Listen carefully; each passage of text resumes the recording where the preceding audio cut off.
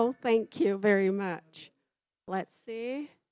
To go to the first slide. Thank you for that presentation. I've really been looking forward to experience SIAL. This is my first time. And to talk a bit about the paradoxes of nutrition and health that several institutions and researchers in Denmark are working with related to the green transition. And as you've already presented me, I think I'll pass through that. Great. Well, first I want to stipulate that no food in itself is either healthy or unhealthy. Diet is a matter of amount and variation, and to consider food in the context of lifestyle. So there's no black and white, no evidence-based single superfood, no quick fixes, or the healthy diet or lifestyle. But in my line of work, I experience that many consumers and health guides are looking for or communicate a sort of black and white approach to foods. Certain food items are either talked about as immensely good, or on the other hand, devastating for health. We tend to box foods into or label them either health enhancing or health degrading, and recently supplied with good or bad for climate too. This creates echo chambers in cases where we otherwise could stand more united and base discussions on facts more than beliefs. I believe these tendencies contribute to confusion in the public and confuse them of what's right and wrong, and has led the path to shaming different food choices. In isolation due to presumed healthiness or climate or environmental impact. When this is said, let's go to the core of the paradoxes in a world of changing diets where the higher goal is to make sustainable, healthy diets the norm. And what is healthy diets?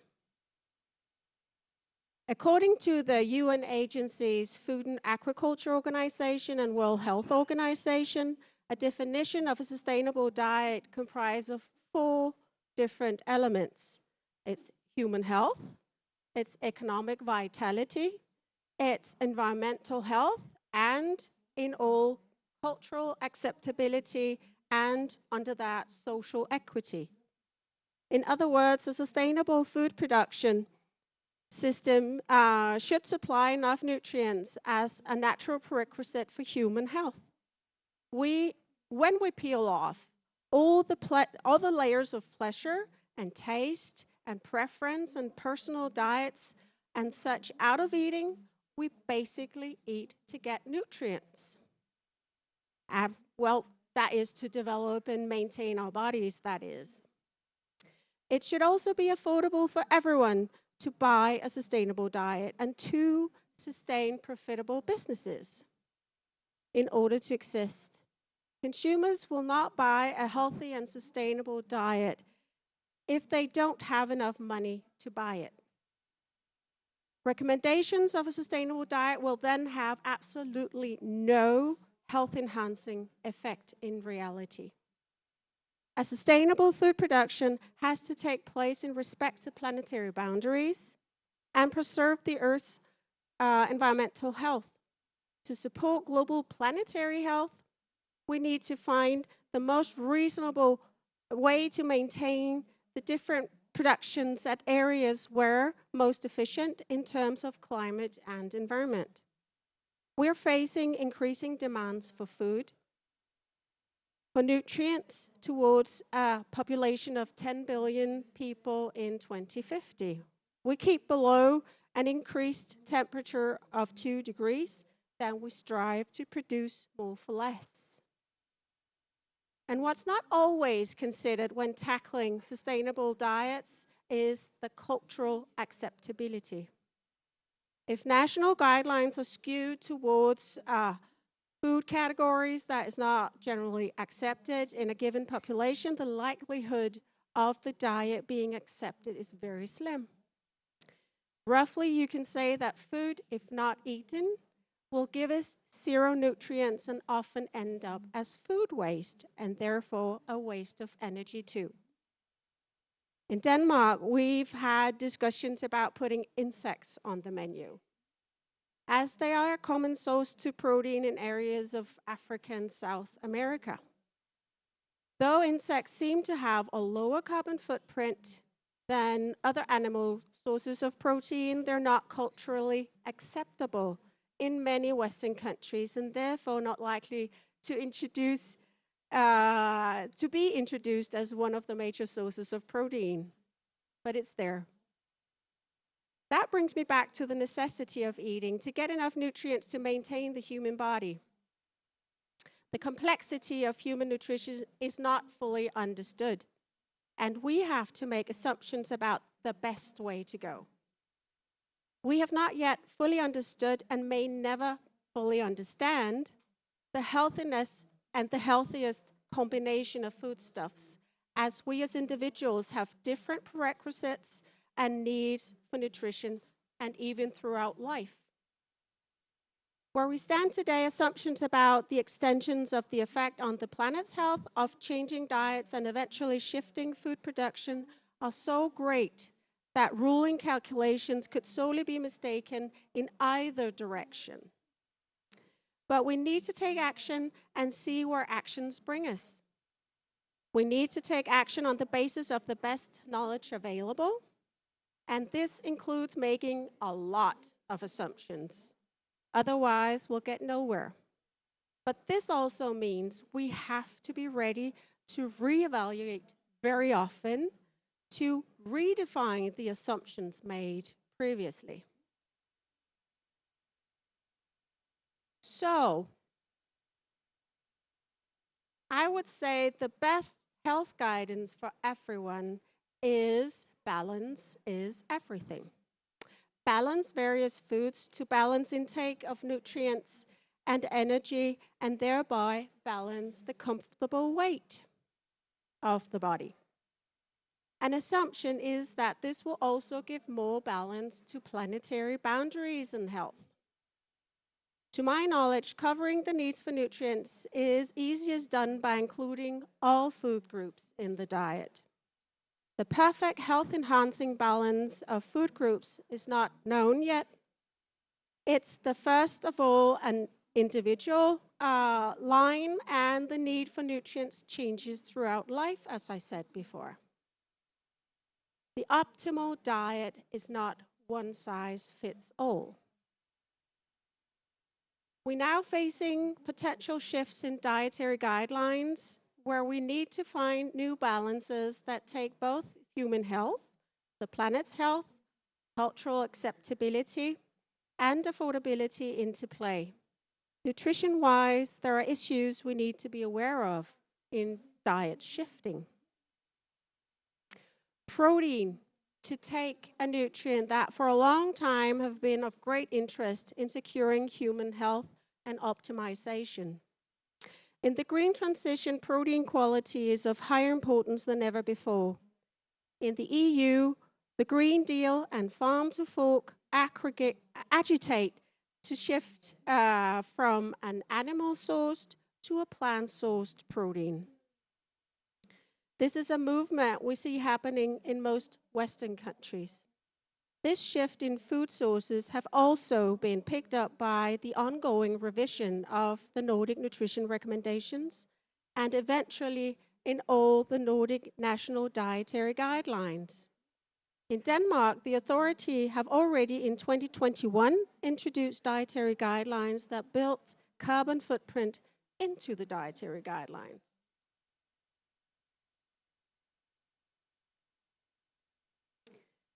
To focus on protein quality and shifting to more plant-sourced protein is important, as individual animal sources, on the contrary to individual plant sources of protein, contains sufficient amounts of essential amino acids.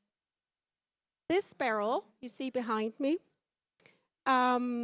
symbolizes the content of amino acids in a given food. The shortest bar resembles the lowest content of a given essential amino acid. The lowest level of an essential amino acid sets the bar and expresses the particular protein quality of the food. A naturally occurring lower content of one or more essential amino acid is often the case with plant-based foods. To obtain enough essential amino acids from plants, you would have to combine 2 or more plant sources, which takes more knowledge and sometimes more effort to do correctly than to eat a steak or drink a glass of milk. Hummus is a great example of the combination of chickpeas and sesame, as they give high enough levels of the 9 essential amino acids to be of good use in the human body. Another paradox of the way we calculate foodstuffs' carbon footprint. A Dutch study has been looking at milk and non-fortified plant-based alternatives to milk. This first scheme you see behind me shows that milk has a higher emission than soy and almond and oat drink when compared kilo to kilo. This picture shifts when protein is thrown into the equation. Then milk has the lowest emission per kilo of protein. And then, when a number of nutrients are added too, the picture shifts even more. And this is a great example that the nutrient content of foods should be considered along with carbon footprint. The essence of food production is the generation of nutrients fit for consumption at the lowest planetary cost. For today, I've picked out 4 more paradoxes that seem to appear in the ongoing food transition. This is not an exhaustive list of dilemmas, but something I've selected for today. This first paradox is, of course, my hard work is nutrients, of course. In the circle of life, nutrients are more important for everything to grow and maintain health. Plant nutrients comes from fertilization, either produced artificially or naturally. The natural fertilization is often sourced from animal production. Animals need nutrients to thrive just as humans. The outlook of changing primary production in some countries, even reducing the number of livestock, challenges this circle of life as we know it today. This sets high demands for innovation and technology in the farming sector throughout the world. And in Denmark, we're pushing forward and innovation is moving fast. Changing diets from a more animal-based to a plant-based diet also changes the access to certain nutrients. The combination of nutrients in animal-based foods are more alike the human organism, and this might be explaining why the uptake of vitamins and minerals happens to a larger degree from plant-based foods. Shifting to more plant-based diet most certainly is not impossible, but it becomes more demanding for the individual to cover all necessary nutrients. This too is something we need to be aware of and handle in future healthy diets.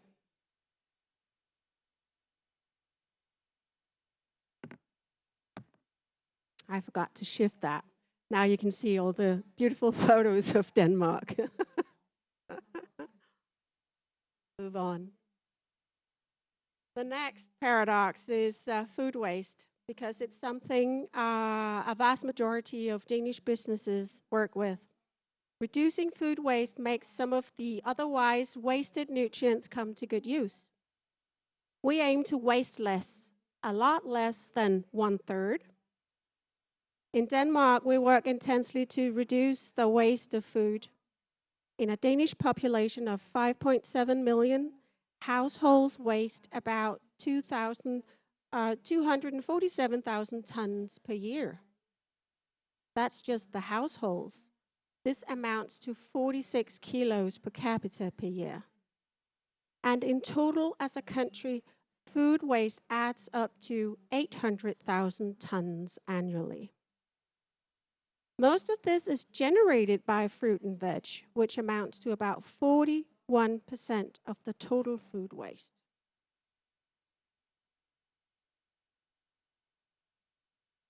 There's a whole movement against food waste in Denmark. The aim to reduce food waste seems to animate restaurants and consumers to experiment with extended use of single foods to get more out of the produce.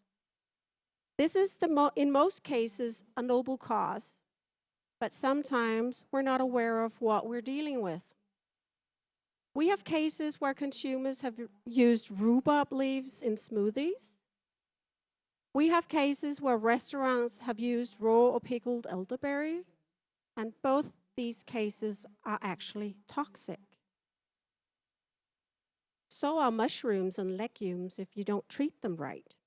So we need to learn how to treat the different products. In fact, we don't inform much about the toxic world of plants.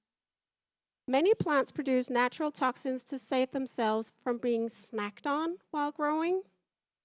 In spite of this, recommendations for eating more plant-based stands as the evidence for healthy eating points in this direction. The overall recommendation to a varied and balanced diet is not only to provide the body with sufficient amount of nutrients, as most authorities positively put it, but it is also to put it up front to keep us from getting poisoned by a unilateral diet. Of course, there are different levels of potency of toxins.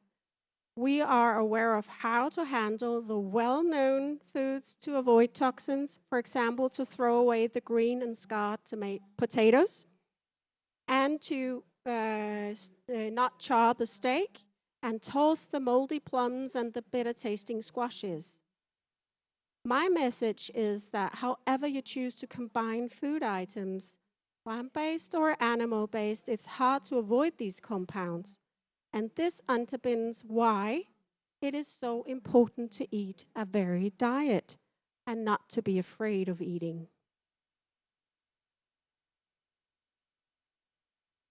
Seeking alternative nutrient sources with a lower impact on climate introduces new foods to the diet.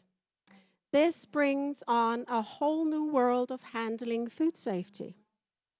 To risk evaluate and handle unpredictable toxins, contribution to nutrition and other compounds we're not aware of yet.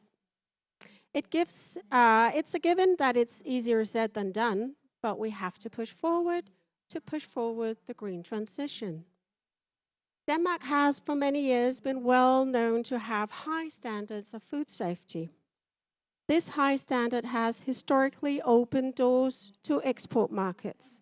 As the social standard develops around the world and awareness of the diminishing health of the planet manifests, demands for higher standards of sustainable production is becoming more apparent. This leads, for example, to experimentation of new or genetically manipulated crops to cope with the changes in climate, to extend the use of existing products, and to get inspiration from other food cultures around the world, as I mentioned before. This could be grasshoppers and worms commonly eating in Africa from parts of Asia, where crusty jellyfish is a delicacy, as they expectedly come with a lower carbon footprint. Whether this works in a European context is yet to be investigated. And to sum this up, we stand on a threshold. It is evident that everything we do as a human race has an impact on climate. In Denmark, we estimate that food constitutes about 20 to 25% of every Dane's all-in-all carbon footprint of about 11 tons of CO2 equivalents per year. The public discussion centers around food production being a part of the challenges to planetary and global health, but it's also part of the solution. Food is still a necessity of survival, whereas the newest car or the newest telephone or long airplane travel usually is not. Innovative technology is roaring to secure enough food for 10 billion people in 2050. In Denmark, we claim to have about half of the solutions to become a climate neutral productive country. So we need to focus more on innovation and science. Our vision is climate neutral farming by 2050. On this path, we also need to secure healthy and tasty meals to improve human health and to enclose the whole value chain of the green transition. So the overall message I would like for you to consider is that nutrition to secure human health must be balanced with the health of the planet. We concur with the FAO definition of a healthy and sustainable diet, and we consider both the health of the humans, the economic vitality, environmental health, and cultural acceptability. And please note that no food in itself is either healthy or unhealthy. It's the balance and variation within and between food groups that defines a healthy diet. And through this, improvement of human health is possible. Thank you for your Thank you. attention and hope it was interesting.